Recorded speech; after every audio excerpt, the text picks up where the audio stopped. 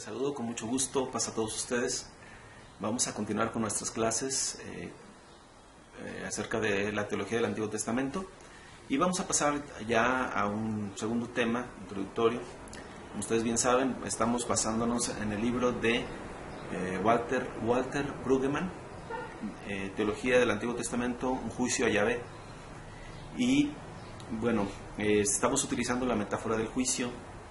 Y con la metáfora del juicio es necesario hablar del testimonio.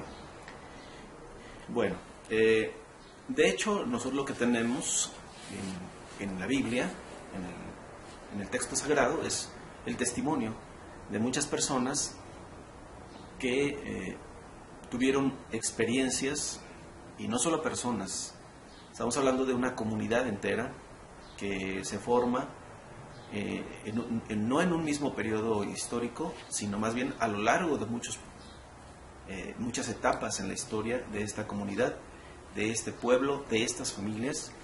Y entonces no estamos hablando solamente de la experiencia, como decíamos en la clase anterior, de un individuo en particular, sino de toda una comunidad que se presenta como testigo para hablar acerca de Dios, acerca de Yahvé. Es algo muy peculiar porque en la historia humana los pueblos se han formado por diferentes circunstancias, de diferentes maneras, pero Israel, el pueblo de Israel, se va a constituir como tal, como pueblo, porque lo que le va a dar consistencia, lo que va a dar coherencia como pueblo, es el tener en común este texto sagrado. O sea, Israel es el pueblo del libro. Israel es el pueblo del texto bíblico, del texto sagrado.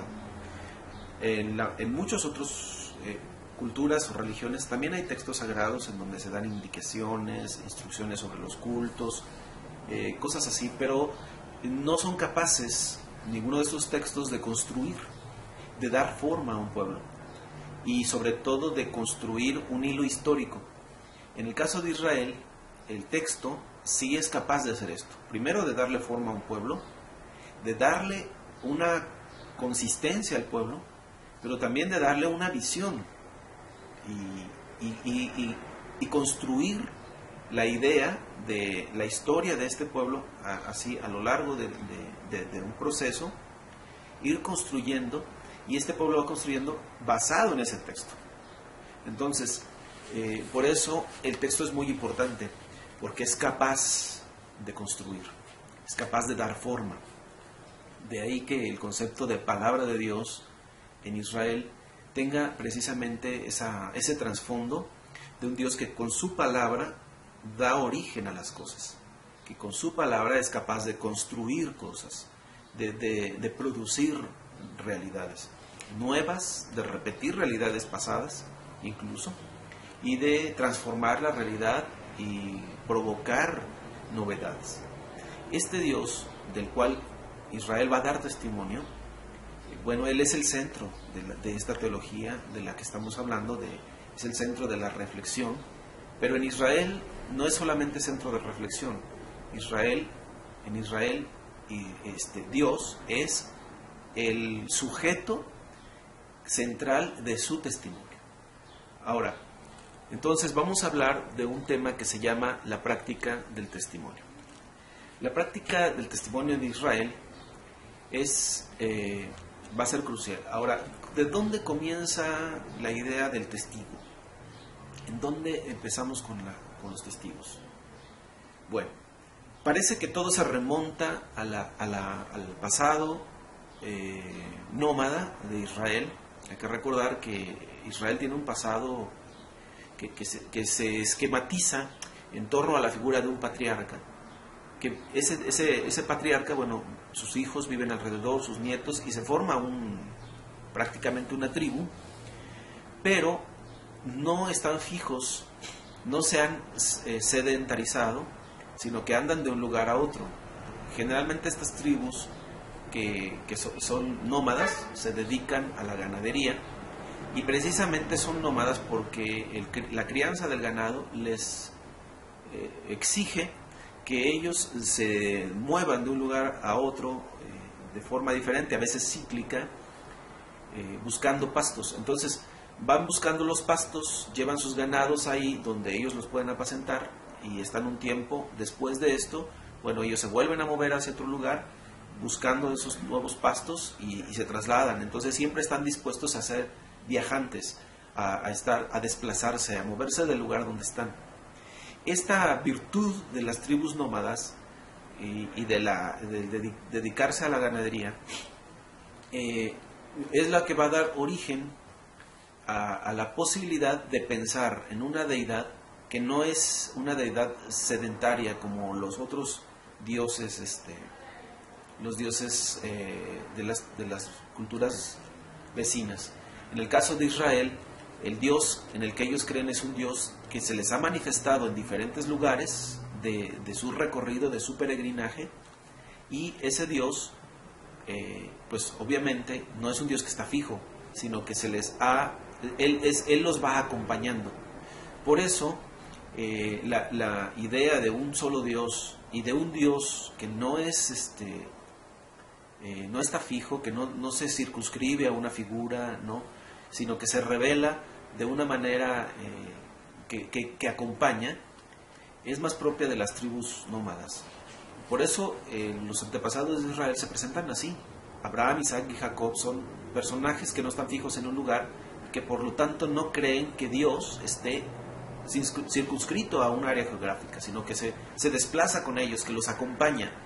Ellos pueden entender claramente este acompañamiento, pero a lo largo de su peregrinaje, por los diferentes lugares o etapas por donde ellos van a pasar, ellos van a tener diferentes experiencias con este Dios, de cuidado, de atención. Precisamente en ese acompañamiento van a tener esas experiencias, y en las experiencias van a dejar como monumentos monolíticos, piedras, que generalmente era elegir un lugar, en el lugar donde se les había manifestado Dios. Bueno, dejaban como seña una piedra, la levantaban con la punta hacia arriba de una forma especial que fuese distinguible, y entonces entre las tribus nómadas se acostumbraba a esto, que esa estela, esa piedra, quedaba ahí como un recuerdo, de tal manera que si en algún momento la tribu volvía a circular por ahí, pasaba por ese lugar, esa estela les recordaba, hacía que se volviera a evocar aquel episodio. Entonces ahí los patriarcas tenían la oportunidad de transmitirle a sus hijos lo que había sucedido, porque siempre la pregunta era, bueno, ¿y esta piedra qué significa? O de parte de los patriarcas era, quiero contarles lo que sucedió en esta piedra. Y de esa manera comienza la tradición. Los padres le transmiten a los hijos a los nietos a los bisnietos, y en base a ese testimonio, el testimonio que originalmente era una piedra, que quedaba como recuerdo, como un recuerdo permanente. Ustedes han de recordar, por ejemplo, el pasaje de Jacob cuando va huyendo de Esaú, en aquel lugar donde hay un paraje donde él se acuesta, duerme sobre una piedra que la toma como almohada, y ahí tiene un sueño en donde ve una escalera que toca el cielo y conecta la tierra, y por ella suben y bajan ángeles, y después Yahvé se le aparece y le dice desde la punta de la escalera, le recuerda el pacto que ha hecho con Abraham, y le dice que él lo va a bendecir. Es un texto impresionante, muy hermoso, y tiene un contenido teológico profundo. Muchísimas reflexiones se han hecho en torno a ese evento, pero yo quiero rescatar de ese pasaje, por ejemplo, que lo que hace Jacob es que toma la piedra donde estuvo dormido, levanta la piedra, derrama aceite sobre ella y la pone ahí como un recuerdo. Ese es un testimonio. Entonces Jacob deja la piedra y queda como una estela, un monumento, y cada vez que algún personaje relacionado con Jacob que conozca la historia pase por ahí, va a ver la estela y va a preguntar. Y entonces siempre el testimonio va a ser en torno a esa pregunta: ¿qué sucedió en este lugar? ¿Qué es lo que pasó aquí? Y entonces vendrá la narración. En este lugar se manifestó Yahvé o Dios de esta manera. Y estaba sucediendo esto, pasó así, y entonces aconteció de esta manera. Esas estelas, que en principio, bueno, esas piedras que quedaban como un testimonio, podemos ver también un testimonio en el caso de los israelitas cuando cruzan el río Jordán en seco, ya para entrar a la tierra prometida con Josué.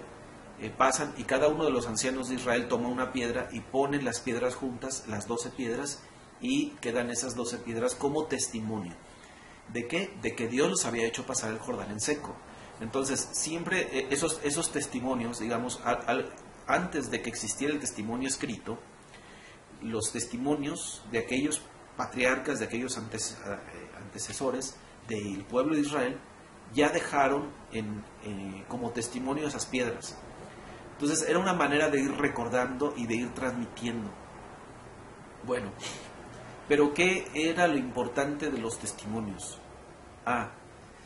Era recordar las acciones que Dios había realizado en ese lugar y en esas circunstancias determinadas. ¿Cuál era la razón de transmitir este testimonio? Pues obviamente el que había tenido la experiencia dejaba esa estela como un recordatorio no solo para él, sino que buscaba que sus descendientes también tuvieran una manera de recordar lo que había pasado ahí. Pero hay que recordar que el testimonio no es solamente la intención de recordar por recordar. La transmisión de esta tradición, de ese testimonio, tenía como propósito invitar a los descendientes a que ellos también participaran de la fe del patriarca y que tuviesen la misma experiencia o una experiencia parecida y aprendieran de esta manera a confiar en Dios y a conocer a Dios. Digamos que esa era como su primera teología, porque el pasar por esos lugares, hacer ese recuerdo, en ocasiones se ofrecía un sacrificio ahí en honor a esa memoria, y se repetían algunas palabras, las personas recordaban todo esto, y bueno, eran invitados, eran interpelados, eran desafiados a tener en sus propias vidas experiencias con el Dios compañero.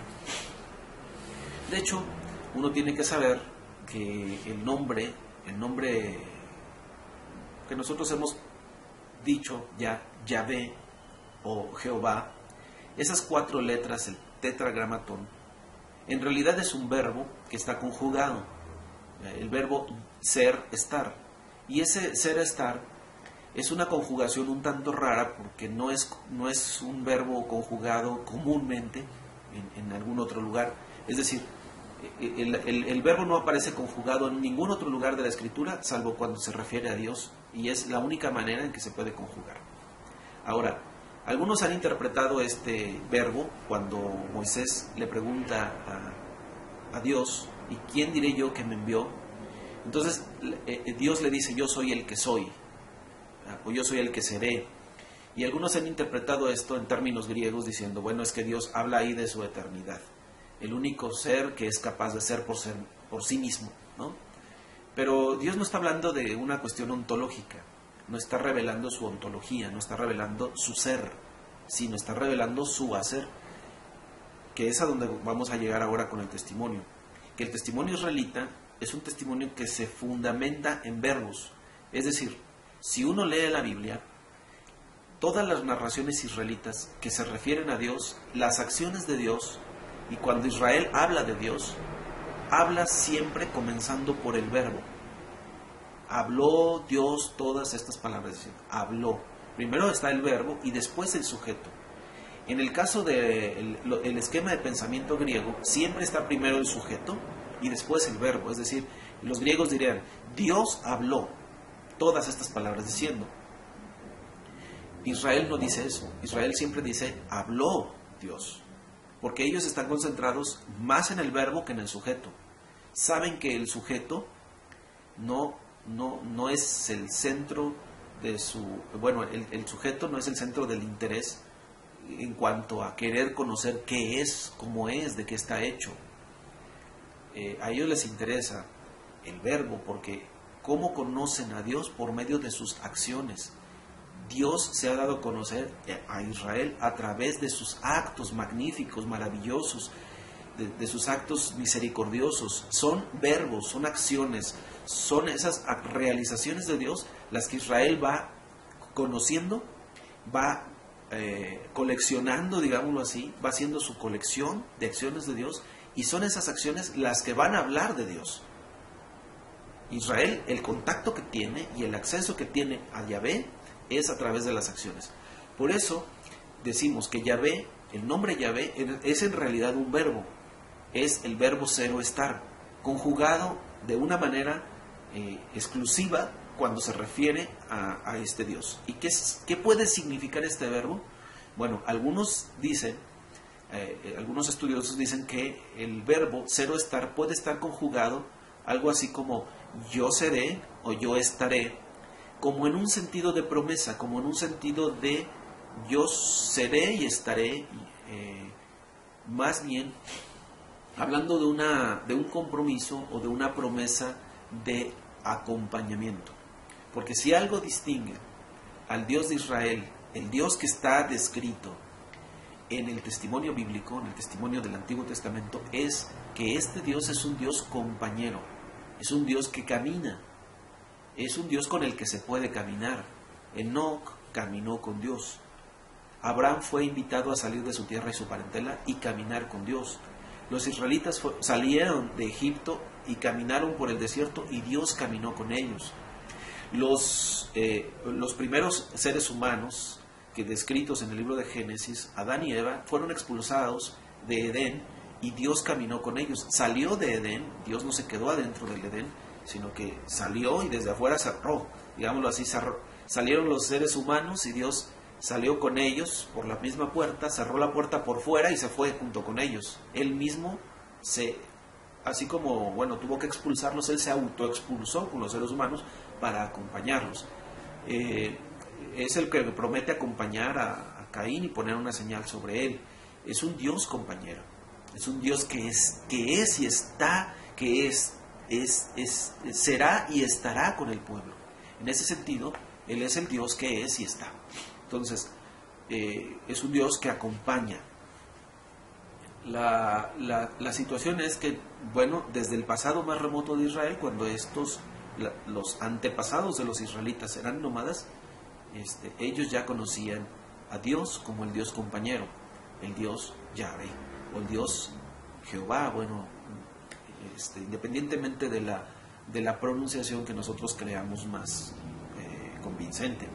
Ahora, esta práctica del testimonio, entonces, es cierto que está centrada en los verbos. Nos vamos a adentrar un poquito más ahora, pero aunque está centrada en los verbos, por supuesto que el tema principal, porque todos esos verbos son diferentes unos de otros, pero el sujeto que es el realizador de estos verbos es el mismo.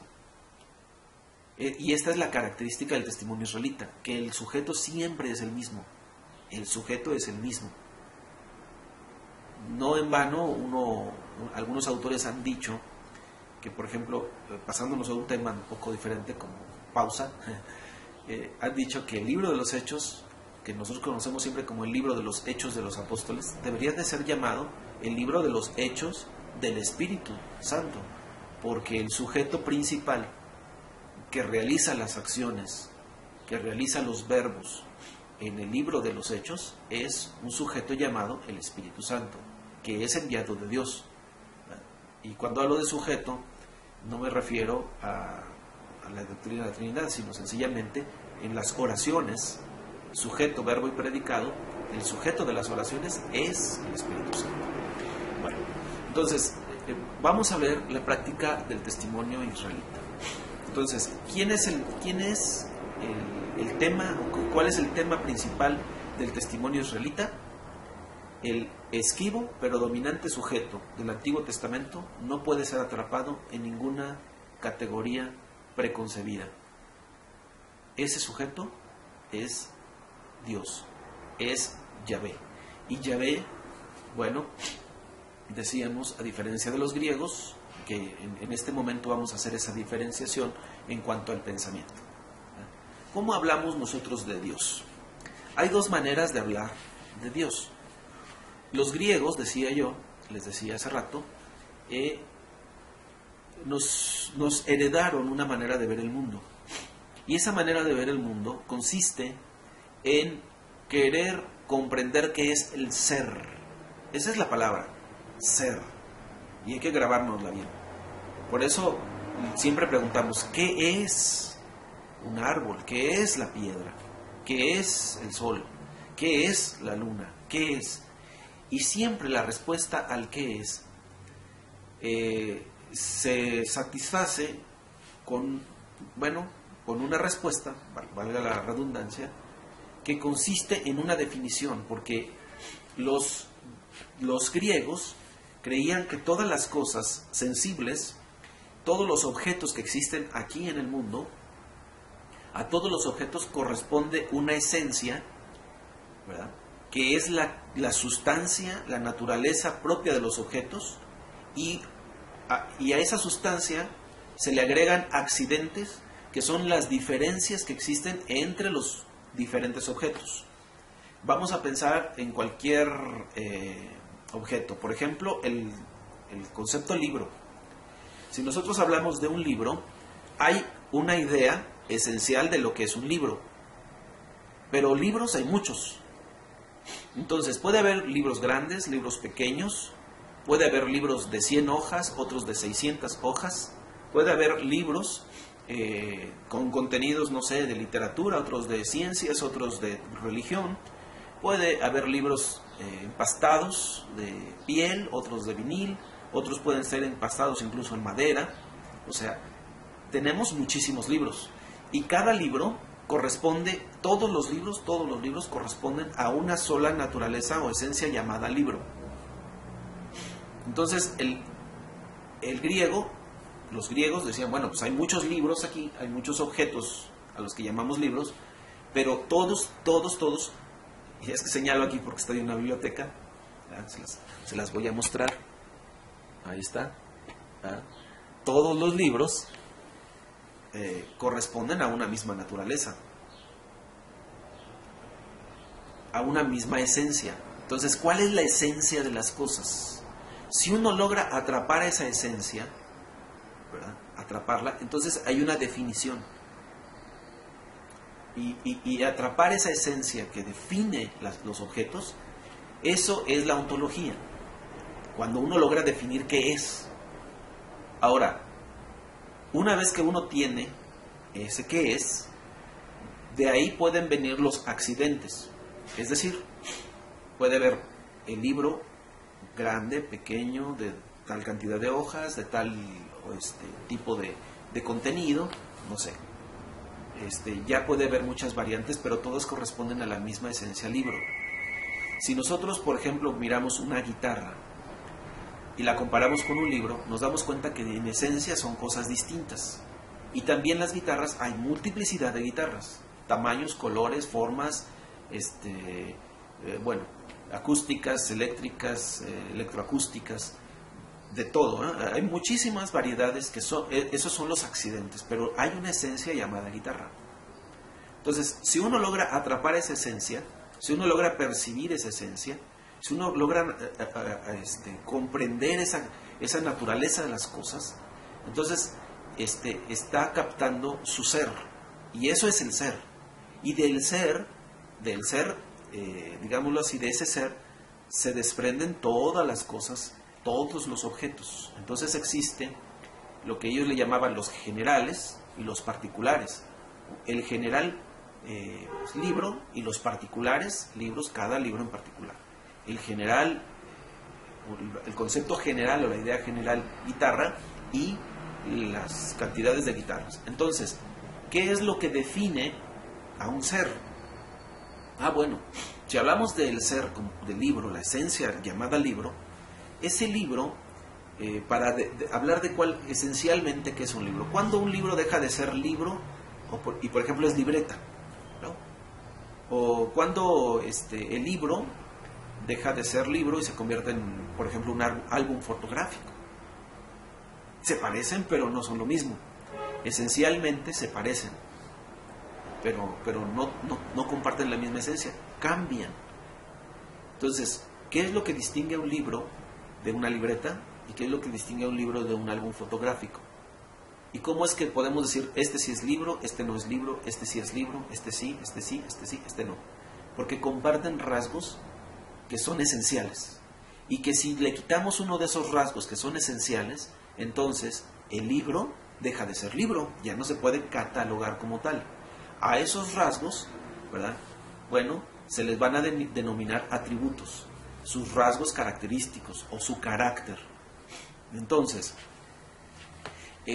cuando nosotros hablamos en esos términos, los griegos, debido a la influencia griega, los creyentes, los cristianos de los siglos tercero y en adelante, hasta nuestros días, estaríamos hablando por ahí del año 200, 250, 300 de nuestra era, hasta el año 2013 que estamos viviendo, influenciados por el pensamiento griego, por el pensamiento platónico y por el pensamiento aristotélico, sobre todo, y por muchos de los pensamientos y de los pensadores clásicos, la teología ha consistido en gran medida, cuando se habla de Dios, los teólogos han querido definir la esencia de Dios.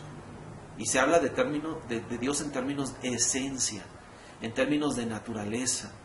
Y, bueno, se trata de definir cuál es el carácter de Dios, para que en función de ese carácter, entonces, si Dios no tiene ese carácter, deja de ser Dios.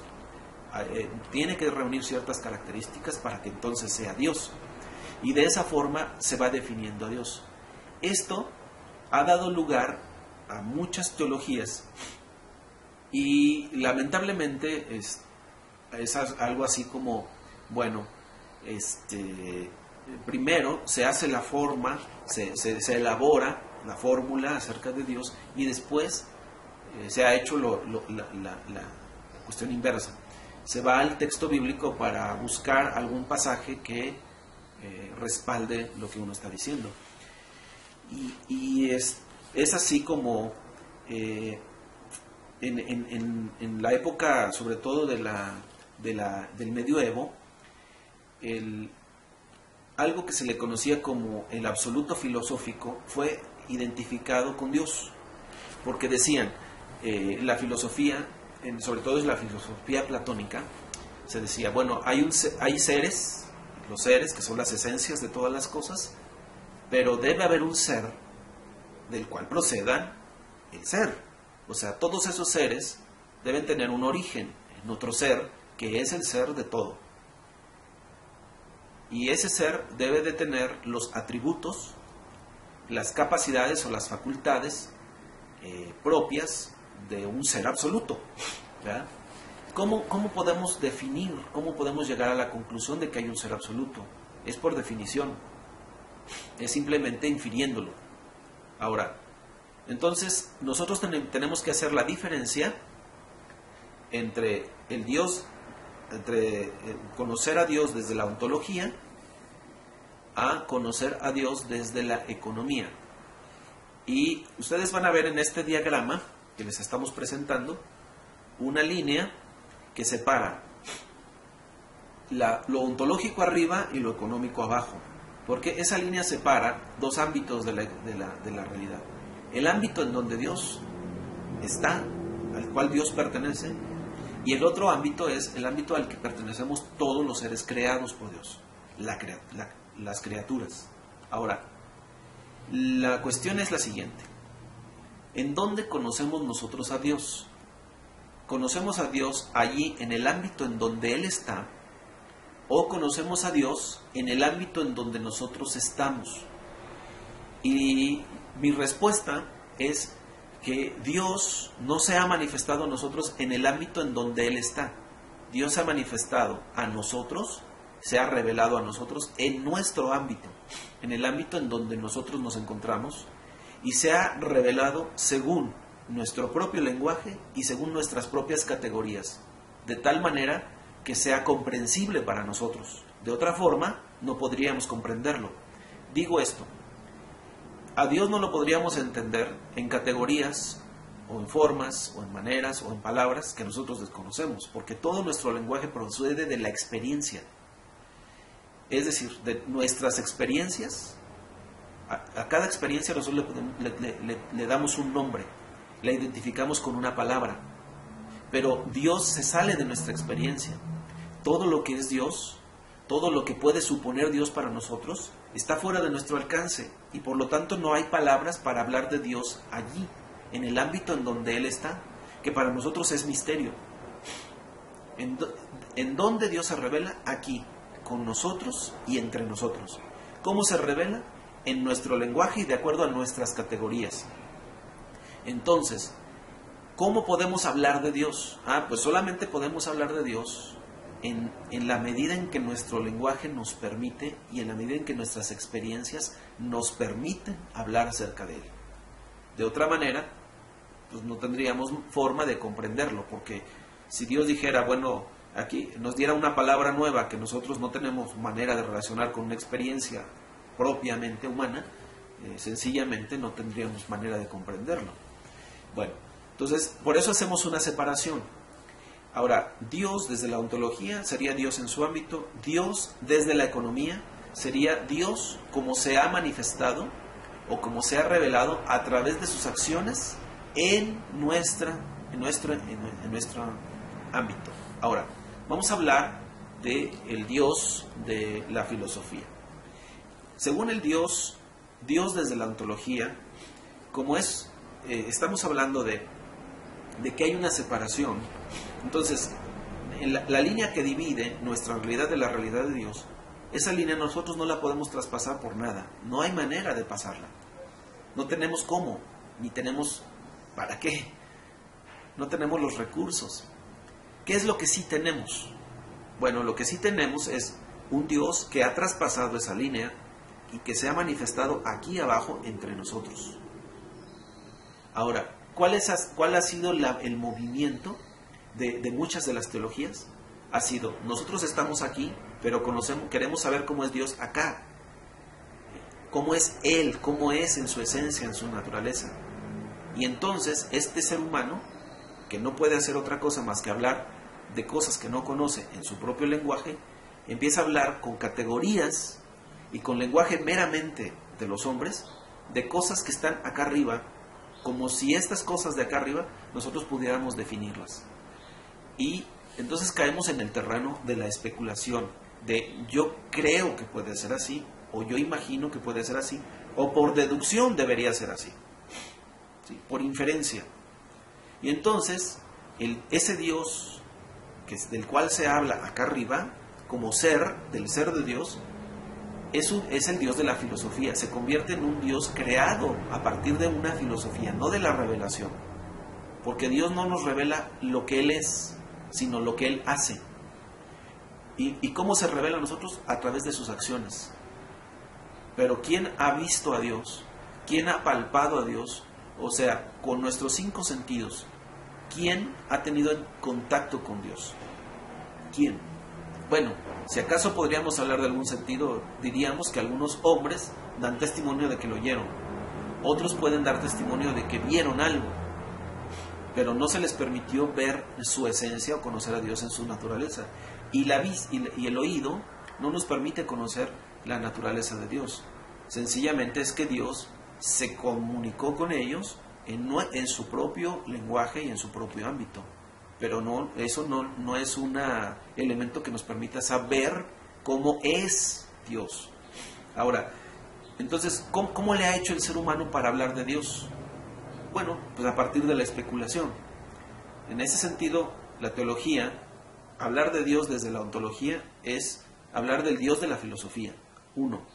Es una teología especulativa. O sea, estaríamos especulando.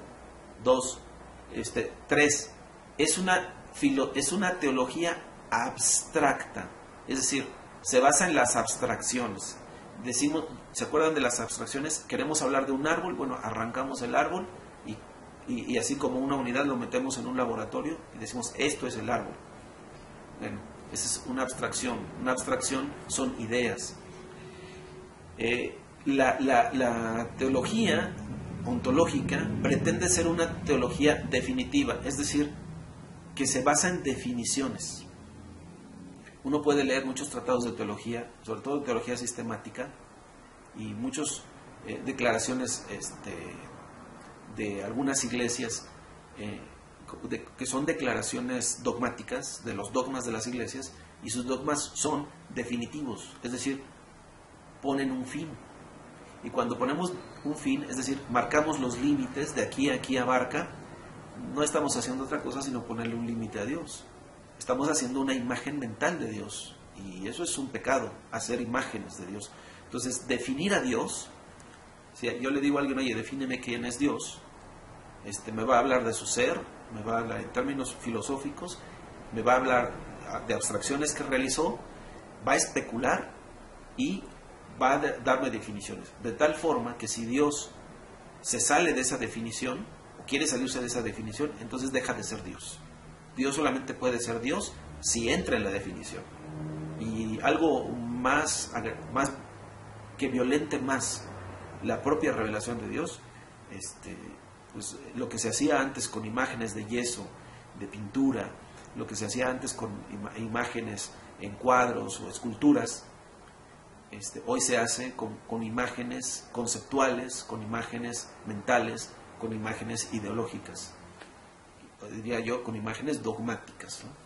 Y finalmente diríamos que Dios desde la ontología se puede hablar de él por pura deducción lógica, como se ha pretendido hacer en muchas ciencias, la deducción lógica. O sea, por lógica debe ser así, o por lógica es así, porque así funciona nuestra lógica. Ahora, la lógica de Dios, yo no puedo hablar de la lógica de Dios, puedo hablar de cómo funcionan las cosas dentro de mi ámbito, dentro de mi realidad de criatura, pero aquí funcionan bajo una lógica.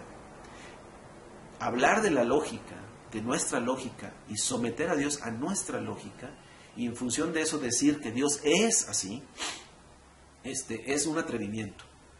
Ahora, Dios desde la economía, diríamos así, es el Dios no de la filosofía, sino de la fe israelita. Hablar de Dios desde la economía es hablar de Dios no desde la especulación, sino desde el testimonio. No especulamos, sino escuchamos a los testigos. No es abstracción, sino se basa en cuestiones muy concretas, lo que Dios hizo en concreto, cómo se reveló en concreto, qué realizó en concreto, cómo dijo las cosas en concreto, ¿verdad? No es definitiva, no pretende meter a Dios en una definición de diccionario, agarrar el diccionario y uno puede ver las definiciones, la palabra, su definición, y se acabó. Tiene un margen. Dios no tiene márgenes. No podemos darle márgenes. Por eso lo que podemos hacer es describir, pero no definir. Y finalmente, algo que a mí se me hace mucho más, una vía más confiable, es que el Dios de la ontología es un Dios que se conoce por deducción, mientras que el Dios de la economía se conoce por revelación. Es decir, la acción es así. Nosotros no subimos al cielo para ver cómo es Dios allá, sino que Dios se manifestó en la tierra, en la creación, para darse a conocer con nosotros en cuanto a sus funciones y sus proyectos para nuestra vida. Vamos a ver, en este caso, pues el siguiente esquema.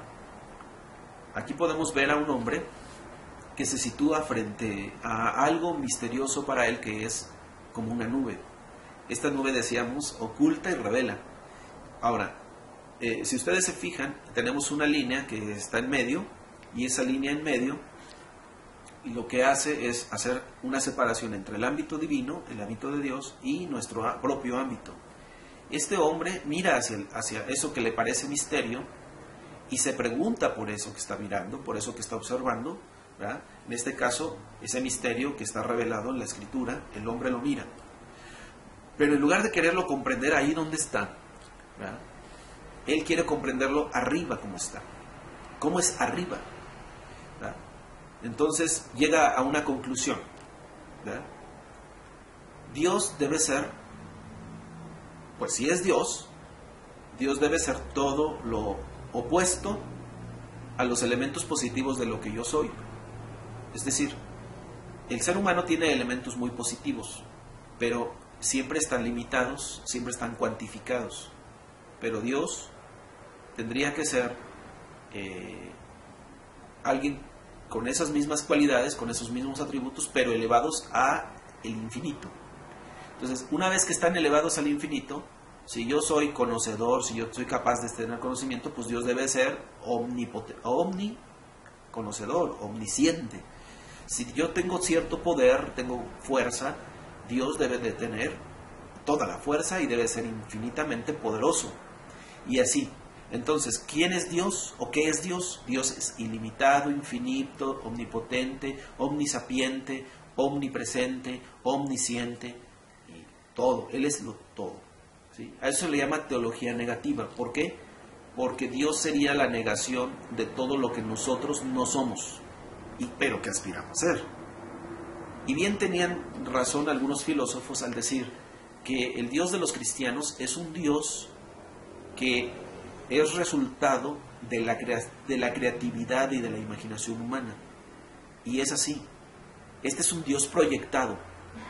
Cuando yo hablo de un Dios proyectado, es como si yo, en este momento, aquí donde estoy, detrás de mí hubiera una luz proyectando mi sombra hacia el frente, y esta sombra se proyecta sobre una gran pared, y yo miro esa sombra imponente y digo, ah, caray, este debe ser Dios. Dios es como yo, nada más que elevado a un grado superlativo, y pues me inclino ante Él, ¿no? Pero resulta que siempre que uno se inclina ante su propia sombra, la sombra se inclina ante nosotros. Y por supuesto, entonces si es un Dios hecho a mi medida, es un Dios complaciente, es un Dios que está aquí para hacer lo que yo quiera, para complacerme en todo cuanto quiera, porque yo al inclinarme ante Él, en automático Él se va inclinando hacia mí, porque es mi proyección, es mi imagen.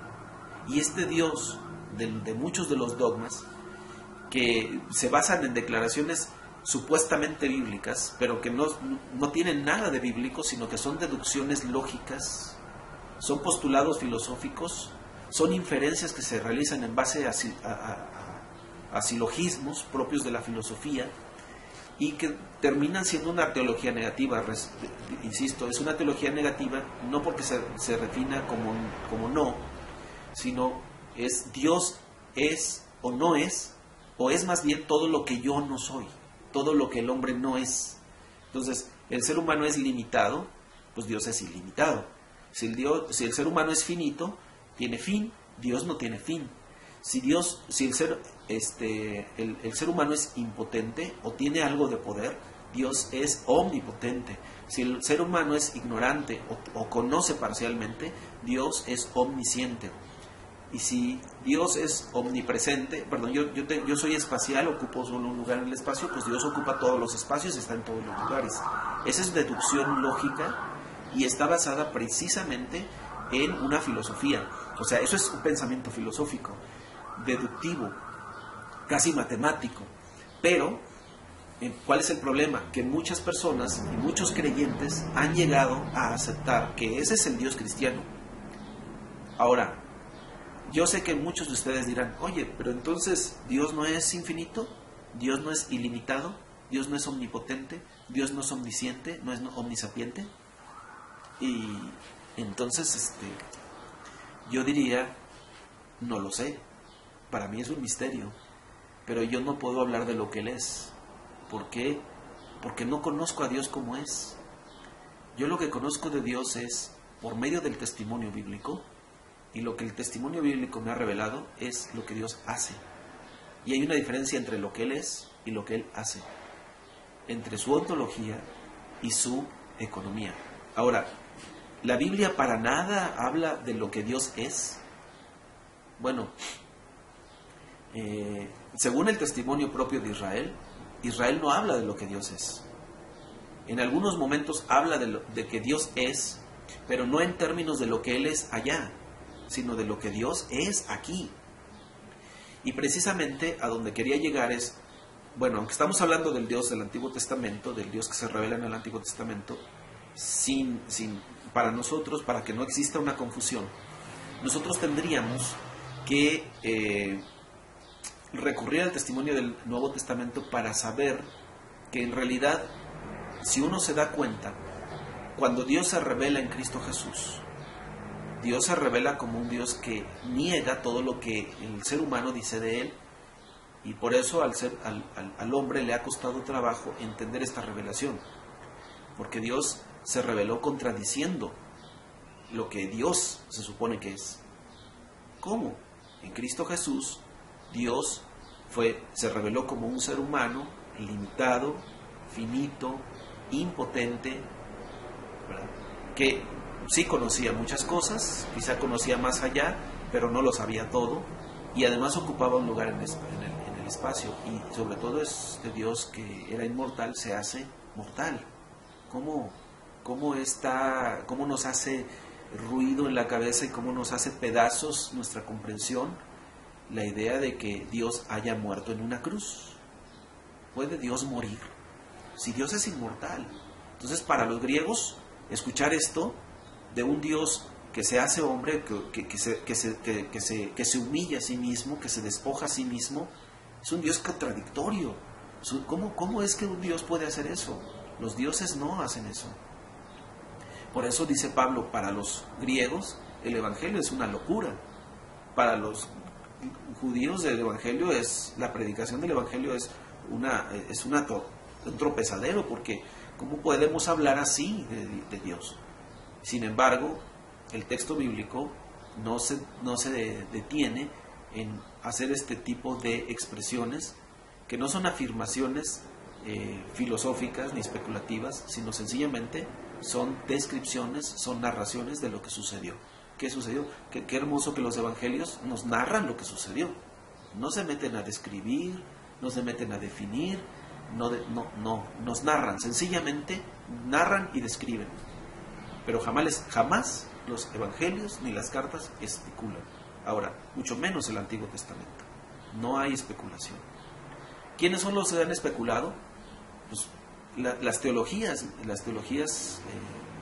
sobre todo las teologías que surgieron a partir de los movimientos contra la Ilustración y contra los movimientos del Renacimiento, estos movimientos pietistas, ¿no? Precisamente ellos querían combatir el modernismo y lo hicieron con un pensamiento modernista.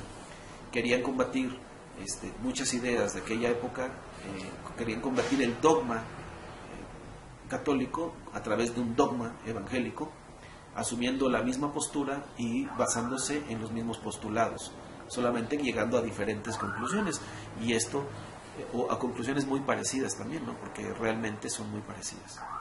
Muy bien, entonces vamos a hablar en el siguiente punto del testimonio y la metáfora del juicio. Muy bien, decíamos en la clase pasada, esto ya lo habíamos visto, imaginémonos que somos nosotros jueces y que están viniendo ante nosotros testigos que van a hablar de lo que vieron, de lo que escucharon, de cómo presenciaron cierta situación. Ahora, el tribunal no tiene acceso al acontecimiento real, eso es cierto, al margen del testimonio. Muy bien, regresemos a nuestro ejemplo del juez. El juez solamente puede escuchar a los testigos. Si ustedes van a un juicio oral, por ejemplo, van a encontrarse con que el juez pues es una persona que, no sé, llegó esa mañana de su casa, estaba con su familia, no se enteró de nada de lo que ocurrió, y se siente y pregunta: ¿qué es lo que pasó? ¿Qué es lo que se está juzgando? Apenas se va a enterar, y en función de lo que los testigos vayan diciendo, de lo que el abogado, de lo que el fiscal presente, él va a ir creándose una idea a través de ese lenguaje y finalmente va a llegar a una conclusión. Bueno, quiero hacer aquí un paréntesis porque para muchos no creyentes que desconfían de la Escritura, uno de los argumentos que utilizan para hablar en contra de la Biblia precisamente es ese, que ¿cómo nosotros podemos creer en Dios basado en el testimonio de esas personas? ¿Cómo? Para creer en Dios necesitamos elementos objetivos y precisamente nosotros nos damos cuenta por los juicios que tal presuposición no existe.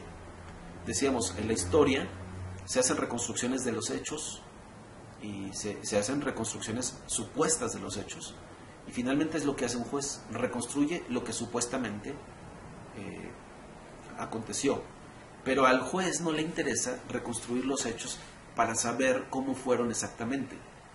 Al juez lo que le interesa es saber que la cuestión de la verdad, porque lo que él a donde quiere llegar es a la verdad, y la verdad que se busca es inocente o culpable acerca de un personaje que se está juzgando ahí. Entonces, ¿es inocente o es culpable este personaje? Lo que se dice de él es cierto o no es cierto. Entonces, lo que busca un juez es llegar a la verdad, y llegar a la verdad no significa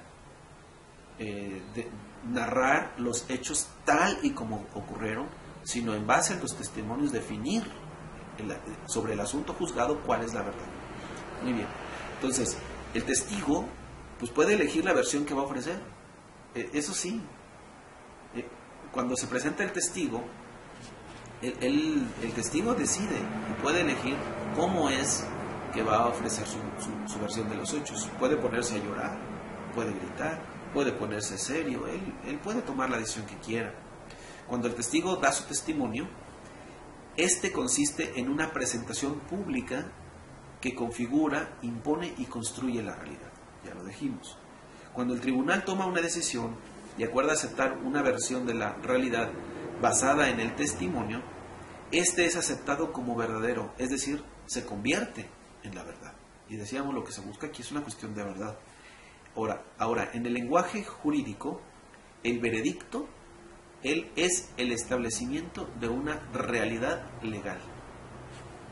El veredicto no establece una realidad histórica, decíamos, no reconstruye una historia, sino reconstruye una verdad o una realidad legal, porque lo que se busca ahí es, en función de la legalidad, cuál es la verdad. Y la cuestión acerca de la verdad se va a tratar en base a los diferentes testigos. Bueno, de esta manera, por ejemplo, en la escritura tenemos diferentes testimonios, decíamos que incluso pueden ser antagónicos o contradictorios en apariencia, pero no siempre.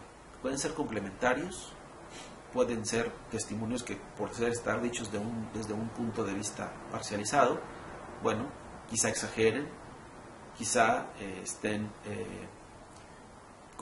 haciendo un comentario muy personal y no necesariamente describir las cosas como sucedieron, sino cómo las está interpretando el que las escribió o el que las está transmitiendo. Muy bien. Cuando la declaración de la Biblia es considerada cierta, el testimonio humano es considerado como una revelación que manifiesta la verdadera realidad de Dios, porque el texto lo que hace es revelarnos a Dios. El discurso conduce hacia la realidad, esa realidad de Dios que descansa sobre la fiabilidad del discurso. Este proceso pone de manifiesto que un estudiante de teología del Antiguo Testamento debe prestar suma atención a la forma, al carácter y a los detalles del discurso, porque es con y bajo el discurso donde tenemos al Dios de Israel y no en otra parte. Es en ese encuentro con el discurso, con esa palabra. Muy bien. Ahora, vamos a pasar a un segundo punto, que es la forma normativa del discurso de Israel. El testimonio más característico de Israel es el lenguaje al que Israel recurrirá cuando las circunstancias requieran el lenguaje al que estaban más acostumbrados. Es decir, nosotros no podemos recurrir a ningún otro lenguaje que no parta de nuestra experiencia. De ahí surge el lenguaje y es así como nosotros nos comunicamos. Israel, de la misma manera, tendrá que recurrir al lenguaje al que está acostumbrado, recurrirá al lenguaje que le es más familiar para describir el tipo de relaciones o el tipo de experiencias por el que está atravesando, y recurrirá al lenguaje que tiene más a mano. Muy bien. Un primer elemento del testimonio convencional. La frase completa del testimonio, que por lo general se convierte en revelación en Israel, se organiza en torno a un verbo activo que manifiesta una acción que es transformadora, indiscreta o perturbadora. Es decir, que causó un impacto. Si la acción de Dios ha causado un impacto, ha sido así impactante, bueno, entonces esta acción reveladora va a ser la base fundamental del testimonio. Y en función de esta frase, de esta expresión, se va a construir todo el testimonio. Se va a construir no como un artificio o como una invención, sino que sencillamente el testigo va a decidir cómo es que transmite este testimonio. Y lo va a hacer. Pero el lugar central, lo que va a ocupar el lugar central de este testimonio es el verbo. El segundo elemento del testimonio convencional. Yahvé, el Dios de Israel, que puede ser designado de forma diversa con muchos títulos y metáforas, es por lo general el sujeto del verbo activo. Esto ya lo habíamos dicho. En tercer lugar, el tercer elemento del testimonio convencional es que de Israel es que el verbo activo tiene un objeto directo, aquel sobre el que se actúa, aquel por el que se ha llevado a cabo la transformación. Si uno observa una oración sencilla, gramatical, no sé, el pájaro canta sobre un árbol y nosotros lo escuchamos. ¿Okay? Muy bien. Ahora, en esta oración sencilla, ¿quién es el sujeto? El pájaro. ¿Qué se dice del sujeto? ¿Qué acción realiza? Canta. Ahora, ¿quién es el objeto directo de su canción? Bueno, aunque la expresión está diciendo que nosotros lo oímos, el resto lo oye, en realidad quizá el objeto directo de su acción ni siquiera seamos nosotros. En realidad quizá el objeto directo de la acción es una hembra pajarita, ¿verdad?, a la cual el pajarito está cortejando. Y ella es el objeto directo de su acción. A ella es a la que le está dirigiendo su canto, ¿verdad? Bueno, viéndolo desde el punto de vista de la fe de muchos, quizá el pajarito está cantando porque está alabando a Dios. Y Dios sería en ese caso el objeto directo. O sea, hacia él va dirigido el canto. Bueno, entonces, en el caso del testimonio israelita, ya dijimos, las expresiones comienzan con los verbos. Y el verbo va a ocupar el lugar central. Ahora, este verbo siempre va a estar acompañado o seguido del sujeto que realiza el verbo. Y en todos estos verbos maravillosos que son propios del testimonio, el sujeto siempre es Dios. Y el objeto directo sobre el cual recaen las acciones del sujeto, ese es el objeto directo, bueno, pues van a ser una variedad de sujetos.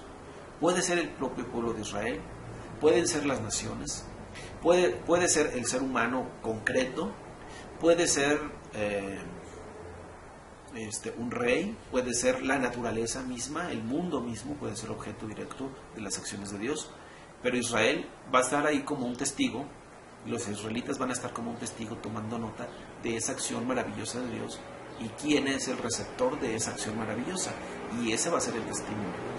Entonces son los elementos distintivos del testimonio. Es el verbo, en ese sentido, el que une a Yahvé, que es el sujeto, con el objeto, que son personas individuales, Israel, la creación, naciones,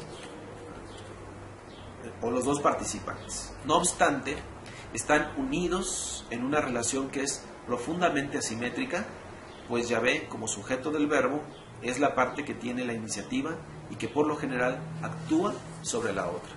El testimonio primordial, el principal testimonio que se da en la Biblia, es que las acciones las realiza Yahvé y las realiza siempre como iniciativa propia, es decir, él siempre va un paso adelante, él es el que toma la iniciativa de actuar, el que decide cómo hacerlo y cuándo hacerlo y bajo qué circunstancias hacerlo.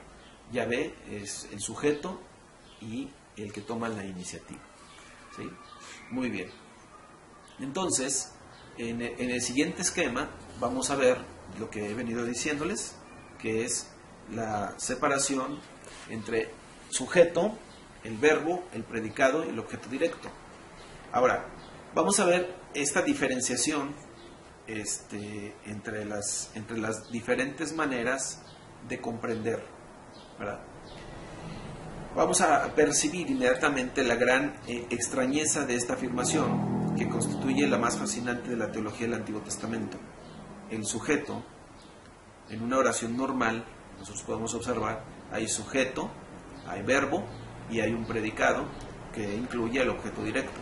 Esto es una oración tradicional, pero en el testimonio israelita la estructura cambia, porque en la mentalidad israelita, en la teología veterotestamentaria, en la teología del Antiguo Testamento, el sujeto, la estructura es una estructura basada en la economía divina.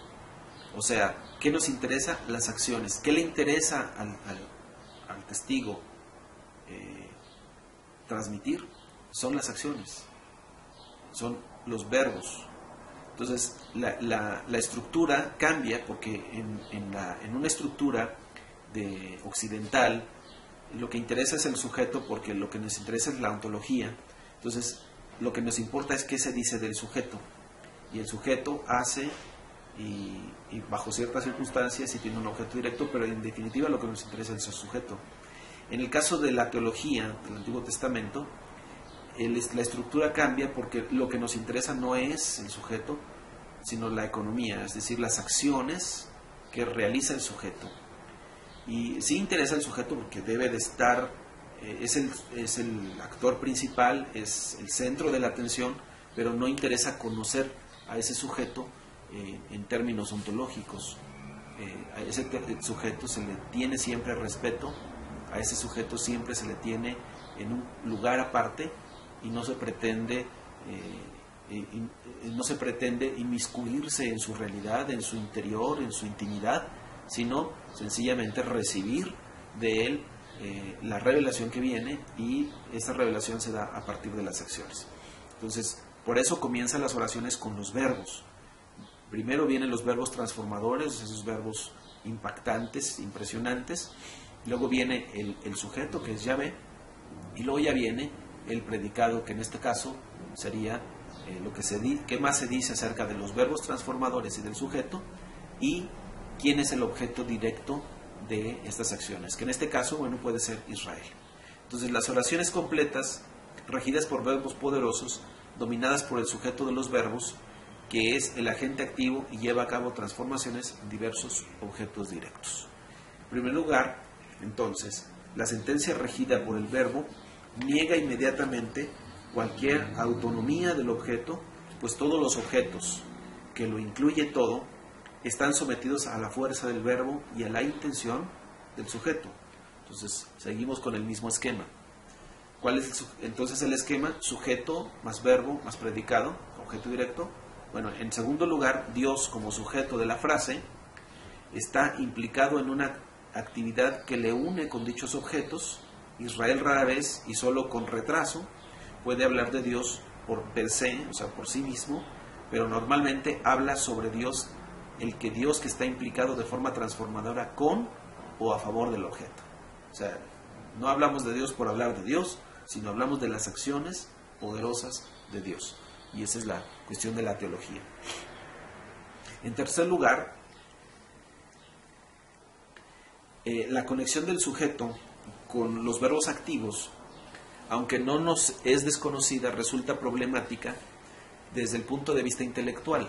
De acuerdo con nuestros horizontes convencionales, parece ser un mal matrimonio de categorías, porque el verbo revela forzosamente una actividad, mientras que Dios es entendido clásicamente, decíamos, como ser o como sustancia. Y aquí más bien tenemos que hablar de Dios como acción, de Dios como actuación, como origen, como causa, como provocante de las cosas, ¿no? ¿Sí? Muy bien. Esto, si lo regresamos otra vez a la metáfora del juicio, al juez, cuando se le presenta el testimonio, imagínense a un testigo que empieza a decir, bueno, la persona de la cual están hablando mide 1,80, tiene tal peso, vive en tal lugar, consume tantas calorías por día, tiene una ingesta diaria de tantas proteínas, no sé, tiene tantos años de edad. O sea, todos esos datos que tienen que ver con el sujeto, para el juez son irrelevantes para llegar a la verdad. Lo que al juez le interesa es qué es lo que pasó, y entonces le va a decir al testigo, por favor vaya al lugar y háblenos de lo que pasó. Entonces tendrá que hablar de lo que pasó, ¿no? Muy bien. Entonces, el número 3, el tercer elemento de esta reflexión es que el contenido normativo del discurso de Israel. Israel desde el principio articuló una subversión de la realidad que estaba destinada a subvertir otras versiones predominantes. Por supuesto, esta manera de presentar y de hablar de Dios va contraria a cualquier otra manera que haya sido en su momento la manera de hablar de los dioses. Entonces, siempre va a ser subversiva en el sentido de que va a ir en contra de los esquemas clásicos, de los esquemas tradicionales, sobre todo de los esquemas de poder. ¿Por qué estamos hablando aquí de los esquemas de poder? Porque una de las razones por la que los griegos estaban tan interesados en conocer la esencia de las cosas es que si uno puede captar la esencia de las cosas, puede dominarlas, puede manipularlas, puede controlarlas. ¿Y qué pasa si yo logro conocer o comprender la esencia de Dios? Es un grave peligro y una grave tentación, porque de esta manera el ser humano va a decir de manera abierta y de manera consciente que no pretende controlar a Dios, que no pretende ser dominador de Dios, que no pretende encajonar a Dios, y lo va a decir siempre y lo va a aclarar y lo va a reafirmar. Pero ya en el momento de la acción, sus acciones sí van a evidenciar que quiere tomar un control, que quiere tomar un dominio, no sobre Dios, sino va a desplazar a Dios y va a querer ocupar el lugar de Dios. ¿Qué es lo que ha sucedido precisamente con muchas de estas especulaciones doctrinales de estas teologías, ¿no?, clásicas, que han venido, se han establecido de tal manera que suplantan ya la Escritura, que suplantan ya el estudio de la Biblia? Y digo, bendito sea Dios, nosotros pertenecemos a una iglesia en donde nuestro fundamento doctrinal, nuestra creencia doctrinal, es una creencia que queda abierta siempre. Es decir, nosotros tenemos este entendimiento de que podemos equivocarnos en nuestras interpretaciones, que nuestras interpretaciones no están por encima de la Biblia. Mientras nosotros estudiamos la Escritura y seguimos profundizando en ella, tenemos la oportunidad de transformar lo que somos, de cambiar nuestros rumbos, nuestras direcciones, y de corregir aquello en lo que nos hayamos equivocado, y de irnos adaptando, si es necesario, a las nuevas épocas, a las nuevas circunstancias, porque tenemos un credo abierto. Porque una cosa es lo que nosotros decimos que creemos, y otra cosa es la palabra, el texto bíblico, el testimonio bíblico. Entonces, el testimonio bíblico no se puede equivocar. El testimonio bíblico es fiel, no cambia, no muda. Lo que sí puede cambiar y lo que sí podemos equivocarnos es en nuestras interpretaciones, en nuestras conclusiones acerca de ese testimonio. Entonces, quizá yo en este momento estoy hablando y lo que yo diga, pues no me lo crean todo, porque quizá yo estoy equivocado o puedo equivocarme. Yo creo que estoy en un camino correcto y que mis argumentos y mi visión y mis conclusiones me llevan a pensar que este es el camino correcto para hacer una teología más acorde, más adecuada a los requerimientos de nuestros tiempos y que haga justicia al texto bíblico. Pero me puedo equivocar, y se puede equivocar, nos podemos equivocar al redactar nuestro fundamento doctrinal, y qué bueno que tengamos siempre esa apertura para poder corregir nuestros errores, que tengamos siempre esa apertura para poder aceptar que nos hemos equivocado en algún elemento y que estamos dispuestos siempre a tomar una decisión diferente. De lo que sí estamos convencidos y que quizá no vamos a cambiar es pues creer que Dios es Dios y que se revela en su palabra. Que cómo es esa revelación podemos equivocarnos, cómo la entendemos. Lo que sí sabemos es que se reveló y que tiene una dirección para nosotros. Y bueno, entonces esto hace diferencia porque muchas otras denominaciones tienen credos cerrados, tienen credos dogmáticos, en lo que ya llegaron a una conclusión y ellos dicen, esta conclusión ya está determinada, nadie la puede cambiar, esto es lo que creemos y vamos a creerlo siempre así. ¿Y qué pasa si en el proceso se dan cuenta que no era así? No tienen oportunidad. Y por el otro lado hay quienes tienen el temor de ni siquiera hacer un credo, de no establecer ningún tipo de fundamento doctrinal, porque piensan que eso es dogmatismo. Entonces, una cosa es declarar lo que nosotros creemos y declararlo a manera de una descripción de la fe, ¿verdad?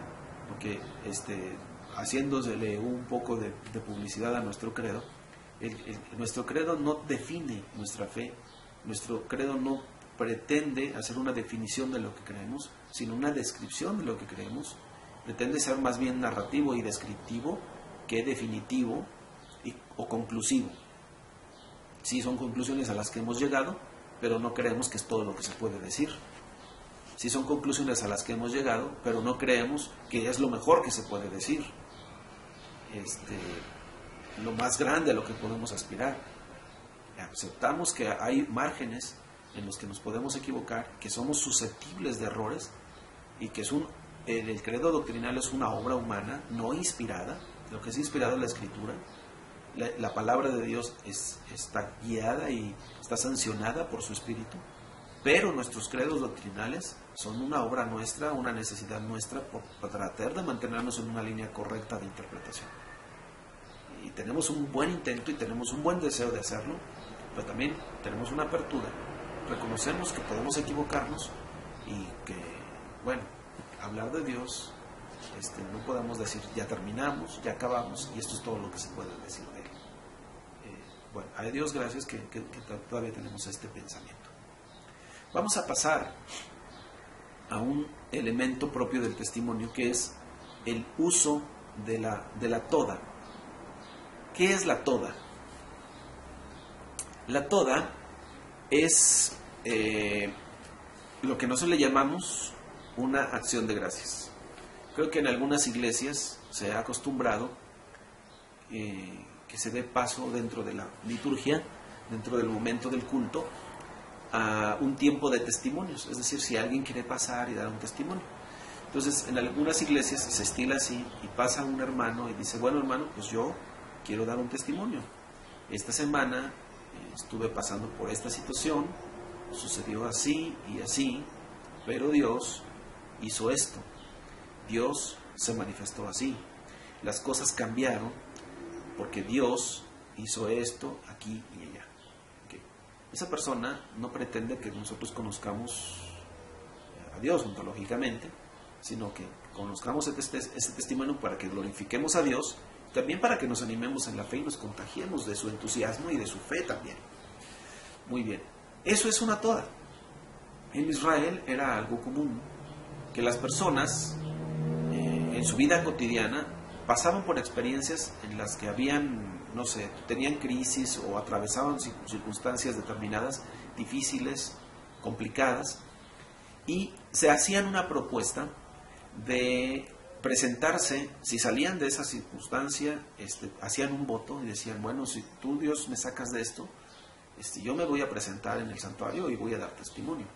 A veces no hacían ese voto, a veces sencillamente oraban a Dios, esperaban en Él, salían de las circunstancias y después de ellos surgía ir y ofrecer un sacrificio de paz o presentarse en el santuario, y se daba esa oportunidad. Y entonces ya dentro de la reunión, de la asamblea, se les daba la palabra y presentaban su testimonio, su acción de gracias, y era la toda. Ahora, esta toda es un sentimiento de gratitud y agradecimiento ofrecido de forma confesional, en virtud del cual Israel expresa gozo, asombro, gratitud por un don concedido o por una acción realizada, un don o una acción que han cambiado decisivamente las circunstancias de Israel. Aquí estamos hablando de Israel como pueblo, pero esto puede suceder en lo individual. Tenemos dos ejemplos. Uno es el Salmo 7, ¿sí?, el verso 18, y un ejemplo más claro es la lectura del libro de Jonás en el capítulo 2. Si uno lee Jonás capítulo 2, que se presenta aquí en el texto como la oración que Jonás hace dentro del vientre del gran pez, uno lee y dice así: entonces oró Jonás a Jehová su Dios desde el vientre del pez y dijo, invoqué, y esto es algo interesante porque aquí está hablando de el pasado, invoqué. Dice, invoqué en mi angustia a Jehová y él me oyó. O sea, no está hablando Jonás, o no está hablando en el texto de que Jonás ahí está orando. Porque si yo digo, oró Jonás en el vientre del pez, estaría en presente y diría, el texto diría así: entonces oró Jonás a Jehová su Dios desde el vientre del pez diciendo, Señor, sácame de este pez, ¿verdad? En mi angustia clamo a ti, yo sé que tú me vas a oír. Bueno, pero no está una oración así. Lo que está aquí es una toda, y es esta, dice, invoqué en mi angustia a Jehová y él me oyó. Desde el seno del Sheol clamé, y mi voz oíste. Me echaste a lo profundo, en medio de los mares, y me rodeó la corriente. Todas tus ondas y tus olas pasaron sobre mí. Entonces dije, desechado soy de delante de tus ojos, mas aún veré tu santo templo. Las aguas me rodearon hasta el alma, rodeóme el abismo. El alga se enredó en mi cabeza, descendía a los cimientos de los montes. La tierra echó sus cerrojos sobre mí para siempre, mas tú sacaste mi vida de la sepultura, oh Jehová, Dios mío. Cuando mi alma desfallecía en mí, me acordé de Jehová, y mi oración llegó hasta su santo templo. Los que siguen vanidades ilusorias, sus misericordias abandonan, mas yo, dice aquí, con mi voz de alabanza te ofreceré sacrificios, pagaré lo que prometí, las salvaciones de Jehová. Y mandó Jehová al pez y vomitó a Jonás en tierra. Bueno, si uno observa claramente con detenimiento esta oración de Jonás, lo que está presentando aquí en realidad un testimonio de alguien que estuvo en un naufragio o que fue arrojado, en este caso como el caso de Jonás, a lo profundo del mar, y ya en su estancia en el mar, bueno, tuvo una gran angustia y ya. Pero el que está hablando aquí es alguien que ya pasó por eso, que está dando un testimonio y que dice, miren, yo en mi angustia clamé a Jehová, pasé por esto, y mas he aquí ya estoy para cumplir mis votos. Entonces, esto es la toda. Decíamos, aparte del testimonio en piedras, de las estelas de piedras, se pasó del testimonio en piedras al testimonio escrito. Y uno de los testimonios que van a dar origen a muchas historias, a muchas narraciones, precisamente es porque es la práctica de Israel de presentarse ante la congregación y hablar de lo que ha sucedido. Es así como Israel se alimenta en su fe y va transmitiendo de una generación a otra las acciones poderosas de Dios a través de la toda. Entonces la toda es una acción de gracias hecha en público. Es el contexto en el que se expresa plenamente la gramática de la fe de Israel, es decir, el verbo de transformación, Yahvé como sujeto activo y el objeto directo sobre el que se actúa. Si uno lee este texto de Jonás 2, yo les pediría que hagan el ejercicio ya con tiempo, señalen cuáles son los verbos que realiza Yahvé y cómo es que transforman la vida de este hombre que está hablando aquí, que es Jonás. Entonces, de esa manera, de acuerdo con la autocomprensión de Israel, esta no parte de la noción genérica de Dios. Dios no, o sea, Israel no parte de Dios, de cómo es Dios, de qué es Dios, y a partir de ahí desplaza todas las cosas, ¿sí? A partir de la cual configura a Dios. Más bien comienza del discurso de los diferentes testimonios, y a partir de los diferentes testimonios, entonces, él habla acerca de Yahvé, dando testimonio acerca de lo que han visto, de lo que han oído y han recibido de Yahvé. Es Yahvé y solo Yahvé quien proporciona las peculiares normas por las que la divinidad ahora se entiende en Israel. Además, resulta claro para Israel que al margen de Yahvé no hay serios candidatos para el papel de Dios. Solo hay candidatos fraudulentos que no poseen la capacidad de ser poderosos en solidaridad, que no son capaces de realizar las mismas acciones. Es decir, por el fruto serán conocidos, ¿no? Las acciones. Entonces, ¿qué acciones realiza Yahvé? Si hay alguien más que realice esas acciones, entonces es digno de ser llamado Dios. Si no hay alguien más que realice esas acciones, no puede ser Dios. Entonces, veamos aquí entonces que el reconocimiento de Yahvé como Dios de Israel se basa no en su esencia, en su naturaleza, en su descripción genérica, sino en la descripción que se hace a partir de los testimonios, y sobre todo lo que va a hacer esta configuración es el uso de los verbos.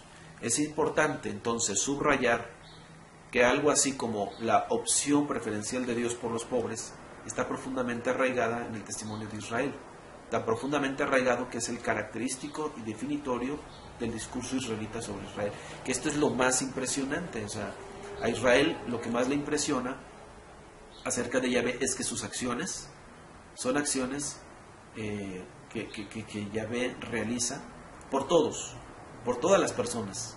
Él no hace excepción, no hace diferencias, en el sentido de que a unos sí y a otros no, porque Dios haga diferencias entre las personas, sino que Dios sencillamente da un trato preferencial a los más necesitados, a los más carenciados, a los que están en situación de mayor necesidad, y ese acercamiento de Dios por el más necesitado es el gran impacto de este testimonio.